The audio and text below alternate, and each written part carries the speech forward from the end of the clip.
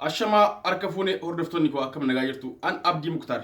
Abdii Muktaar yeroo baay'ee YouTube irratti wantoota garagaraa isin barsiisaa ture. Applicationii garagaraa YouTube irratti isin barsiisaa ture. Haala fayyadama teknooloojii garagaraa wantoota garagaraa waa'ee meeshaalee elektirooniksii ta'an yookaan ammoo wantoota garagaraa isin barsiisaa ture. Akkasuma akkaataa Facebook itti fayyadaman akkaataa Facebook dhimma rakkoodhaan Facebook yeroo ammaa qaban keessa yeroo baay'ee isin barsiisaa ture. Kanaan dura YouTube kiyya isa jalqabaa Oro MP4 jedhu irratti isin barsiisaa ture. YouTube sun naaf dalaguu didee sanboodas YouTube biraa baneetiin ture. Shaggar Tube jedhee innis akkasuma amma naaf dalaguu didee. Kanaafuu hordoftoonni koo ani akkuma beektan yeroo baay'ee barumsaan namoota baay'ee gargaaree jira. Warroota keessan dubbisaniif warroota YouTube irratti na hordofan akkasuma warroota Facebook irratti na hordofan yeroo jalqabaatiif barumsa kana yeroo jalqabu Facebook irratti jalqabanii beektu waa'ee applicationii Facebook irratti namoonni duraan na jala jirtan namoonni duraan na hordofaa turtan Facebook irratti na agartanii jirtu achirratti application barsiisaa ture. Sanbooda YouTube irratti maan barsiisne yaada jedhu duraan namoonni na dhiyeessaniin YouTube irratti barsiisuu jalqabe.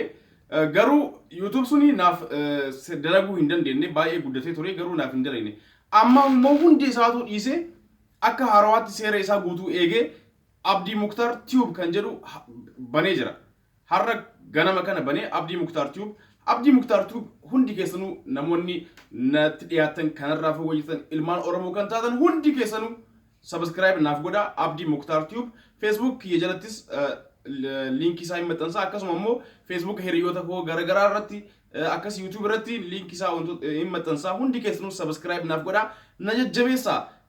Ijoolleen ani kanaan dura gargaaree akka YouTube bananii fayyadaman godhe baay'een isaanii yeroo ammaa kanatti dalagaa jiranii milkaa'eefii jira.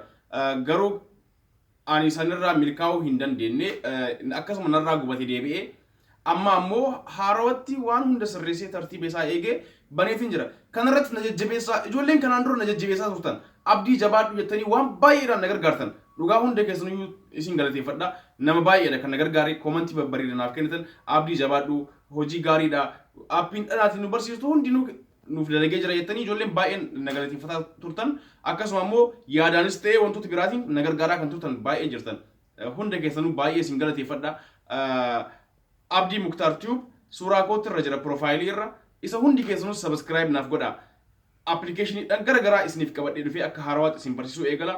Akkasuma immoo diraamaalee garagaraas hiriyoota koo wajjin akkasuma ijoollee biraa wajjin diraamaa garagaraa qopheessuudhaan YouTube kanarratti isiniif gadhiisa.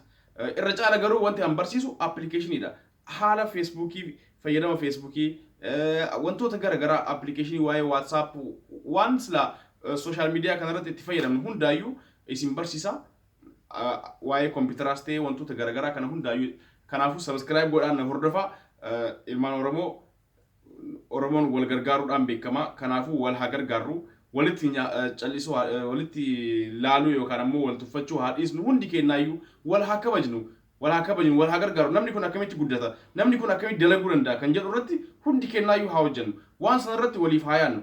Namni tokko fakkeenyaaf nuti keessa wanti garagaraa jira tokko ni hinaafa tokko ammoo nama dalagu tokko irratti kun ka hinaafu agarra akkamitti namni kun dalaga kan jedhus argina.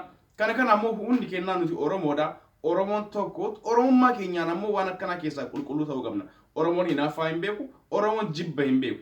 Kanaafuu hinaafaa yookaan ammoo jibba garagaraa of keessaa haa baafnu yoomiyyuu jechuudha.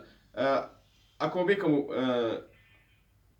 yeroo dheeraadha YouTube kanarrattis ta'ee Facebook irratti wantoota garagaraa kan barsiisuu jalqabe. Garuu hundi isaatu namoonni baay'een wanta an barsiisu san sirriitti ilaalanii irraa fayyadamanii jiran.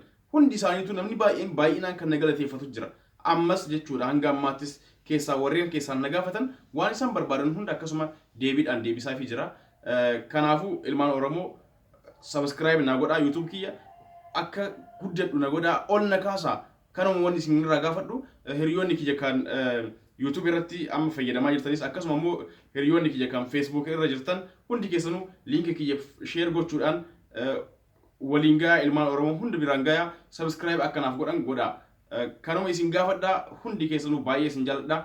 Yeroo dhiyootti guyyaa borii irraa jalqabee applicationii garagaraatiin dhufee akka isin bashannansiisu akka isin barsiisu abdii qaba akkasuma immoo diraamaalee koomedii fi wantoota garagaraatiin akka isin bashannansiisu Wadaas niif gala kanumarraa nammoo na eegaas nin jedha waliif dabarsaa adaraa Oromoo koo ilmaan Oromoo hundi keessanuu kan biyyaas kan alaas kan eessaayyuu kan jirtan hundi keessanuu subscribe naaf godha waliif daddabarsaa messengeraanis ta'ee wantoota garaagaraatiin link waliif ergaa akkasitti akka jajjabaadhu na godha hamilee natti godha yoo wanta tokko post godhe ammoo YouTube irratti fakkeenyaaf yoo jaalattan like naaf godha like yeroo na gootan ammoo baay'ee hamilee argadha baay'ee jajjabaadha.